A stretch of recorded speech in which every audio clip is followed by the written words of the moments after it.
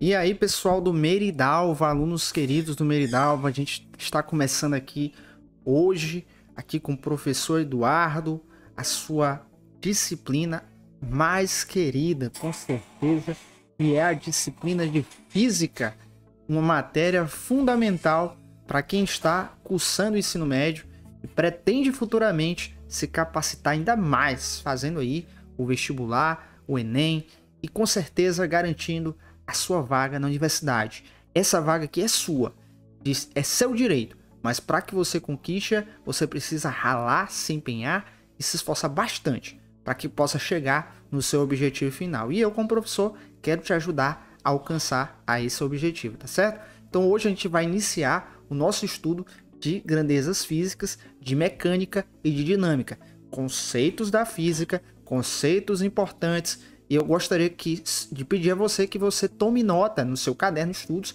faça apontamentos daquilo que o professor venha falar ao longo dessa aula. Essa aula é uma aula introdutória, vamos falar apenas de conceitos fundamentais. É uma aula bem conceitual, bem teórica, não tem jeito, não tem como escapar disso no início, mas a partir desse momento, desse primeiro contato com a disciplina, a partir desse tópico que nós vamos trabalhar, posteriormente nós iremos exercitá-lo fazendo exercícios, fazendo aí algumas questões, alguns tópicos aí que a gente vai trabalhar de forma mais objetiva, tá bom?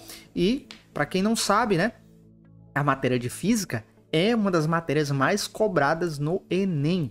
É isso mesmo, é uma das matérias mais cobradas e que tem realmente um relativo grau de dificuldade. Então, se você tem dificuldade ou nunca estudou essa matéria, eu convido você a participar dessa aula de hoje. E eu vou começar falando aqui da mecânica, a mecânica clássica ou chamada de mecânica newtoniana. Veja bem, o que nós vamos estudar hoje é exatamente isso, a mecânica. E olha, quando fala em mecânica, você logo lembra lá da oficina, não é? De carro, oficina de moto, oficina de bicicleta, onde conserta veículos e etc, não é mesmo? De certa forma, quando se fala mecânica, não é? Mecânica, realmente tem razão. Por quê? Porque a mecânica, ela se preocupa em cuidar de realizar ali, de estudar os movimentos. Então, os veículos, todos eles em geral, têm como maior propósito ou finalidade movimentar-se, levar você de um lugar para outro. Ou seja, você está aqui no Brasil e pode, por exemplo, pegar um avião e viajar para o Japão, viajar para a Austrália, viajar para os Estados Unidos da América do Norte, já pensou? Mas aí, você precisa do quê? Da mecânica. Então, a mecânica é fundamental, por isso que a gente tem que estudar esse tópico aqui. Então, vou aqui ler para vocês esse tópico e a gente vai razoar um pouco mais lá na frente. Então, veja aqui, ó, mecânica clássica, você também pode chamá-la de newtoniana, em homenagem ao Sir Isaac Newton. Olha aqui o ano que ele desenvolveu essa teoria, né? O período de vida dele, 1646 a 1727, ele desenvolveu esse estudo da mecânica, que é uma área do conhecimento que estuda os movimentos. Olha só, a energia e as forças que atuam sobre corpos materiais. Então, quando você vai levar o seu carro, a sua moto, a sua bicicleta lá no mecânico, saiba que o mecânico precisa entender como é que acontece o movimento, como é que a energia, né, é utilizada naquele dispositivo e quais são as forças que atuam nesse objeto, obviamente, aí o carro, na moto, na bicicleta, nesse tipo de transporte, tá certo? Então, qual é, então, a ênfase, né, do estudo da mecânica? Os movimentos, a energia e as forças. Então, eu poderia já deixar aqui um destaque, já poderia deixar destacado aqui, ó, movimento, energia e força. Então, cada um desses tópicos aqui, ó, cada um desses componentes que compõem a mecânica, nós iremos estudar. Então, nós iremos estudar os movimentos, nós iremos estudar a energia e iremos estudar as forças. Por isso, coloque aí no seu caderno de estudos, coloque esses apontamentos que vão te ajudar bastante. Então, olha só. Quando a gente fala em movimento, nós estamos falando de um tópico aqui bem interessante que é estática. Quando falamos de movimento, estudamos a estática. E a estática, primeiramente, ela estuda a causa dos movimentos. Você sabia que toda ação gera uma reação? Se alguma coisa está se movimentando, é porque tem uma causa. Tem algum motivo, não é mesmo? Por exemplo, quando um jogador de futebol ele começa a correr atrás de um marcador, ou atrás de repente, ou até mesmo um atacante, né? Atrás de um volante, de alguma peça ali do campo, na verdade, tem uma causa, tem um motivo. Ou seja, tem uma finalidade. Então é exatamente isso. Todo movimento tem uma causa. Quando você chuta uma bola, quando você, de repente, faz aí um saque, né? De uma bola de voleibol, ou um lançamento de uma bola de basquetebol. Então veja, tudo isso é movimento e tudo isso tem uma causa. E quem estuda a causa desses movimentos? A estática. E outra área da mecânica, que é a cinemática, ela estuda já os movimentos. Ela estuda os movimentos sem considerar causas e consequências. Claro, porque quem estuda a causa são, no caso aí, a estática, né? A estática estuda a causa dos movimentos. A cinemática estuda os movimentos propriamente ditos. E a dinâmica é uma outra área da mecânica. Ela estuda os movimentos e as suas consequências. Ou seja, todo movimento pode gerar ou pode implicar em consequências. Então veja bem, na mecânica clássica, nós vamos estudar três coisas: movimento, energia e forças. Dentro da mecânica, nós temos três linhas de estudo. Ou seja, nós vamos estudar apenas a causa dos movimentos, que nesse caso nós estamos falando especificamente da estática. Vamos estudar apenas a causa do movimento. Por que aquele movimento foi causado? Ou seja, aquele movimento foi causado por alguma coisa. Qual foi o motivo? Qual foi ali a causa inicial daquele movimento? Já a cinemática, que é a outra área, né, do nosso estudo da mecânica, nós vamos estudar os movimentos, os tipos de movimento. Existem vários tipos de movimentos, não é mesmo? Existe um movimento circular, existe um movimento em linha reta, existe um movimento que varia ao longo do tempo. Nós chamamos esse movimento de movimento variável. Então, existem diversos movimentos e cada um deles tem uma causa e tem uma consequência. Aí depois nós vamos estudar a dinâmica, que é uma área também da mecânica, que estuda os movimentos e suas consequências. Então, meu amigo, não perca tempo agora.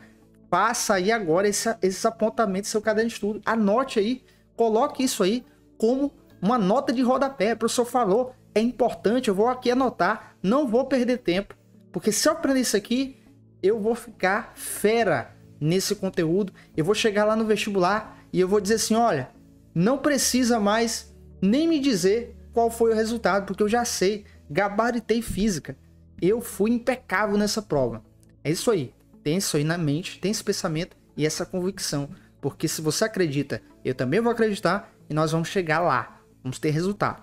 Bom, olha só, primeiramente, vamos agora se familiarizar com essa sigla aqui, ó, SI.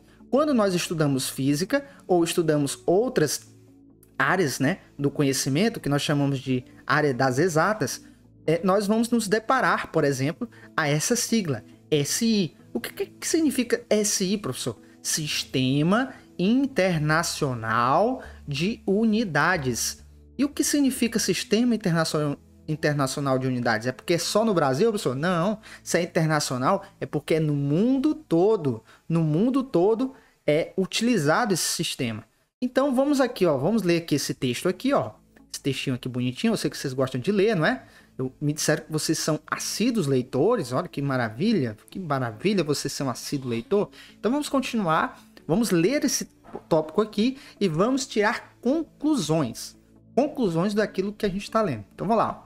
O Bureau Internacional de Pesos e Medidas, aí tem uma sigla, né, BPM, foi criado pela Convenção do Metro, assinada em Paris, ou coisa chique, né? Tudo em Paris é, né, show, top, né? Paris, França, maravilha.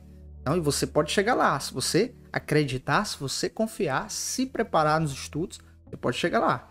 Olha só, 20 de maio de 1875, tem muito tempo, né? Muito tempo atrás, nem eu nem você sonhávamos existir, né? Em 17 estados, obviamente. Por ocasião da última sessão da Conferência Diplomática do Metro, o que eles instituíram? Eles instituíram esse sistema que é chamado de Sistema Internacional de Unidades, ou SI.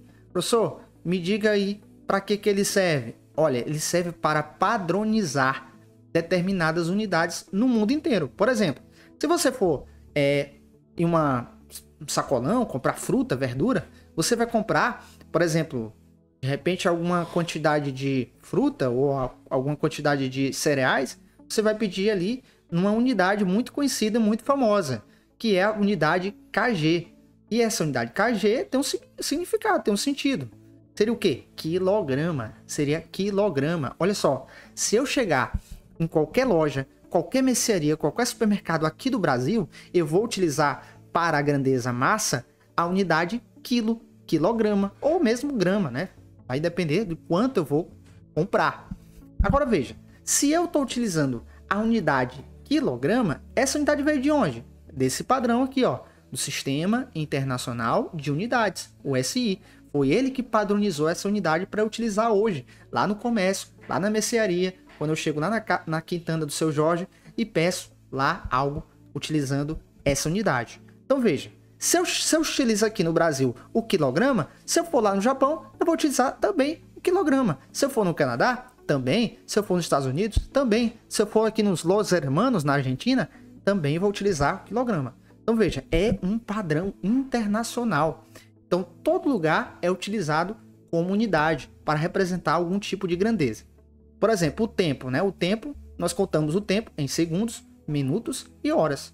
E é claro que também existem períodos de tempo maiores, como dias, semanas, meses e anos. Mas é comum nós utilizarmos o relógio. Olha aqui o relógio. E nós vamos comparar a todo momento o tempo utilizando as marcações que foram definidas, que é o segundo, o minuto e a hora. Todos esses aí são unidades que foram padronizadas pelo Sistema Internacional de Unidades SI, tá? Então, a partir de agora, a partir desse momento, você vai guardar isso no seu coração. Qualquer grandeza que eu venha falar, nós vamos adotar unidades para representar essas grandezas. E cada uma delas é um padrão internacional. Ou seja, é uma unidade utilizada, né, adotada aí, ou padronizada pelo Sistema Internacional de Unidades, que nós vamos chamar de SI. Vamos aqui analisar essa tabela e a gente vai comparar aqui algumas grandezas. Professor, o que é uma grandeza? É tudo aquilo que eu posso medir. Tudo que eu posso medir, a gente poderemos chamar de grandeza. Na matemática, você pode associar a isso, tá? Essa definição. Claro que uma definição simplória, simples, tá? Mas o que é importante para você não entender? Então vamos entender. O que é grandeza? Tudo aquilo que eu posso mensurar, tudo que eu posso medir, quantificar. Então, ó, o comprimento eu posso medir? Posso. Qual é o nome da grandeza, comprimento, né? Da unidade, né? Que representa o comprimento? É o metro. Padrão, né? Metro, padrão utilizado. Qual é o símbolo? É o M, ok? Então veja, aqui nós temos aqui o nome da grandeza e temos o símbolo que representa a grandeza. Tudo isso aí, ó, foi padronizado, ó, pelo Sistema Internacional. Que aí você lembra lá do SI. Aí ó, nós temos aqui ó, a massa e uma outra grandeza, eu posso medir, não é? O nome da grandeza massa, por padrão, geralmente se adota o quilograma e o símbolo é o kg. O tempo, a grandeza, nós podemos chamá-la de a principal grandeza ou elementar grandeza, né? Nós chamamos de segundo porque a primeira forma de medir o tempo é o segundo. Então a gente vai utilizar ela como padrão. Qual a unidade que representa a grandeza tempo? O S, que é o segundo, né? Corrente elétrica, a gente pode medir a corrente elétrica no circuito elétrico? Sim, podemos medir. Qual é o nome dessa grandeza que a gente pode medir? Por padrão, nós adotamos o ampere. E qual a unidade? É o A maiúsculo. O A razão aqui, ó, bem grandão, tá? Temperatura termodinâmica. Que nome feio, né, professor? Bom, temperatura termodinâmica é a temperatura, né, dos corpos. Ora, todos os corpos têm uma certa temperatura no universo. Então, nós vamos dizer que essa temperatura é uma temperatura termodinâmica, até porque essa temperatura varia de corpo para corpo, de objeto para objeto, de pessoa para pessoa. Então, essa temperatura é extremamente dinâmica ou termodinâmica. Qual é a grandeza que a gente utiliza por padrão para representar a temperatura termodinâmica? O Kelvin, que é a unidade que representa a grandeza da temperatura. E qual é o símbolo adotado? Letra K maiúsculo, tá? Que representa o Kelvin. Quantidade de matéria também, ó, é uma grandeza. Eu posso medir, eu posso saber quanto de matéria tem um determinado sistema? Posso. Qual é o nome por padrão utilizado pelo SI? Mol, Qual é o símbolo? Mol também. Intensidade luminosa, para a gente saber, né, quanto aquela lâmpada pode gerar de luminosidade. Qual a sua intensidade? Qual é o nome por padrão adotado pelo SI? Candela. E qual é o símbolo? CD, tá? Então veja, pessoal, é tranquilo, gente, é fácil, não tem dificuldade. Se você entender isso aqui, eu garanto que você não vai ter dificuldade para você utilizar essas grandezas, essas unidades ao longo do nosso estudo, tudo bem? Então vamos aqui considerar também, ó, essa outra tabelinha, que a gente vai falar aqui, ó, de algumas grandezas que são derivadas. Algumas grandezas que são derivadas. Por exemplo, superfície. Geralmente, quando se fala em superfície na matemática, você vai dizer, né, vai entender como sendo um metro quadrado. O metro quadrado, o símbolo dele representa o m elevado a 2, metro quadrado, tá? Por exemplo, volume é uma grandeza, por padrão se adota o metro cúbico, o SI adota o metro cúbico, e a representação por símbolo dele é o m elevado a 3, metro cúbico. Velocidade é uma grandeza também, pode ser medida. O nome, né, adotado pelo SI por padrão é o metro por segundo. Metro por segundo. Qual é o símbolo que representa? M/S. Então veja, para cada uma dessas grandezas, nós temos um nome padrão, padronizado, e temos uma unidade padronizada também. Então não é difícil, você pode facilmente identificar essas grandezas, o seu nome e o seu símbolo, tá? Se você não entendeu, pausa o vídeo, volta um pouquinho, vê de novo e eu te garanto que você vai entender completamente esse assunto, tá bom? Vamos continuar aqui, ó. Nós temos aqui, por exemplo, para quem utiliza, por exemplo, algumas nomenclaturas de computador, por exemplo, dispositivos que armazenam memória de computador, por exemplo, 1 GB, 2 MB, 100 TB. Então tudo isso aí também nada mais é do que grandezas. São grandezas que são representadas também por uma determinada unidade.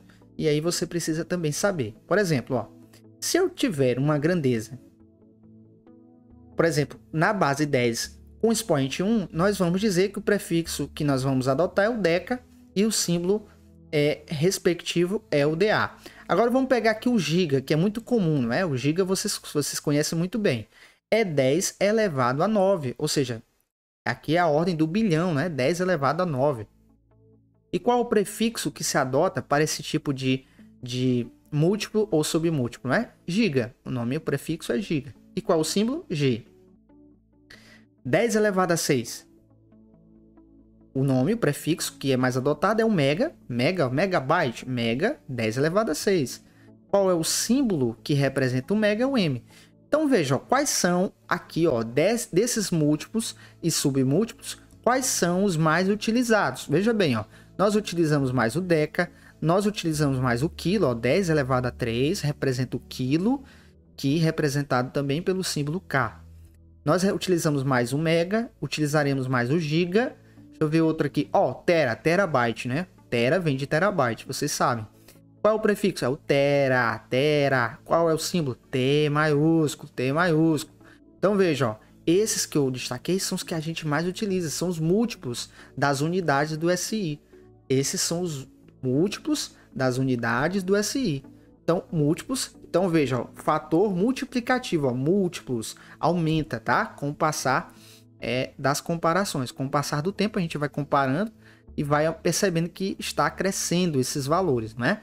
Então, olha aqui, ó, a outra tabelinha, que é essa aqui da direita, né? O meu filho está enxergando bem, da direita, a gente já vê aqui uma diferença. Ó. Esses valores estão com expoentes negativos. Expoentes negativos, então são abaixo de zero, ó, submúltiplos. A gente viu agora há pouco, ó, na tabela da esquerda, os múltiplos. Agora a gente está vendo submúltiplos do SI. Só precisa decorar isso tudo? Não, você não precisa decorar. Apenas que você saiba, tenha essas informações em mãos, porque quando a gente vai realizar exercícios ou questões, é muito comum se adotar aí esse tipo de valores, de simbologias, e você precisa saber, para que você esteja preparado, não é mesmo? Quando você vai para uma guerra, você não tem que estar preparado? Então é exatamente isso. Você precisa estar preparado. Então estou aqui apenas dando aqui algumas dicas, algumas estratégias para você conseguir assimilar o conteúdo, e quando chegar lá nos exercícios, tirar 10, tirar 20 se fosse possível, né? Não é possível, mas tentar tirar o máximo ali na sua avaliação. Então aqui, ó, a gente tem os principais. Quais são os principais submúltiplos que a gente precisa saber? Por exemplo, ó, 10 elevado a menos 1 é o prefixo deci. Por exemplo, ó, decímetro, quando fala em decímetro, ó, você já sabe, está se referindo ao submúltiplo do SI. Ou seja, o fator dele, ou a forma matemática ou numérica que a gente expressa ele, seria 10 elevado a menos 1. E o símbolo seria D. Outro que é muito comum, ó, 10 elevado a menos 2, que é o centímetro, ó, 10 elevado a menos 2. Qual é o prefixo? Centímetro, tá? Qual é o símbolo? Letra C. Agora o outro, ó, o terceiro, ó, 10 elevado a menos 3 é o mili, que vem da palavra milímetro. Milímetro, ó, milímetro, fator 10 a menos 3. Qual é o símbolo? M. Então esses são os mais utilizados. Obviamente, não quer dizer que os outros não sejam importantes. Então, à medida que você está avançando no estudo da física, ou avançando no estudo de outras áreas das ciências exatas, você vai utilizar cada vez mais desses submúltiplos. Você vai utilizar o submúltiplo do micro, o submúltiplo nano, por exemplo, a palavra nanotecnologia. Ó, nanotecnologia, esse prefixo nano, ele advém desse fator 10 elevado a menos 9, e o símbolo dele é N. Então, à medida que nós vamos nos aprofundando no estudo das ciências exatas, da matemática, da física, da química, e por aí vai, você vai compreendendo de uma forma mais avançada esses múltiplos e submúltiplos. Então você vai acabar, pouco a pouco, memorizando. Você não precisa decorar. Você vai utilizando esses prefixos e vai memorizando. Igual a música. Tem aquela música chata que fica ouvindo lá no seu ouvido, lá, não sei o que, não sei o que. O dia inteiro, de manhã, de tarde, de noite, todo dia, 7 dias por semana. Todos os meses do ano você fica escutando aquela mesma música. O que vai acontecer? Você vai gravar a música, você vai memorizar. Então, da mesma forma, isso aqui, gente, fica tranquilo, tá? Se você não entendeu, pausa o vídeo, volta. Eu te garanto que você vai compreender isso tudo, porque você é 10, tá certo? Então, na aula de hoje, nós falamos, eu vou voltar aqui só para mostrar para vocês, porque a ênfase da nossa aula foi exatamente isso, a gente falar, né, do nosso primeiro estudo, primeiro tópico que nós vamos trabalhar, que é a mecânica clássica, mecânica newtoniana. Nós vamos estudar três coisas nesse período, ó: movimento, energia e forças. Movimento, energia e força. Sem movimento não há vida, sem energia não há vida e sem força também não há vida, não é mesmo? Então a gente vai estudar essas três coisas. Aí dentro dessas três coisas nós vamos estudar essas três linhas, né, de estudo de maneira separada, de forma diferente. Por exemplo, a estática, a cinemática e a dinâmica.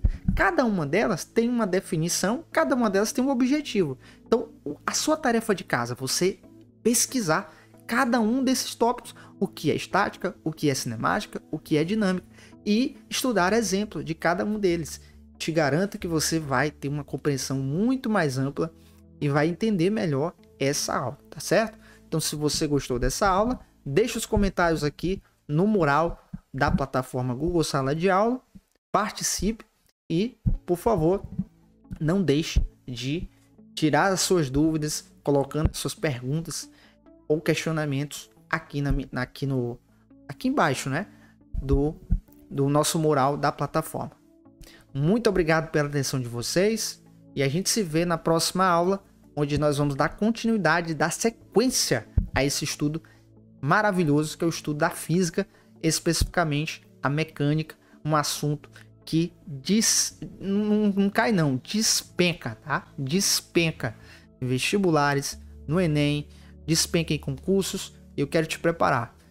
Eu conto com a sua participação e, se você quiser, eu serei o seu grande mentor e grande professor para te ajudar nessa grande batalha, nesse grande objetivo.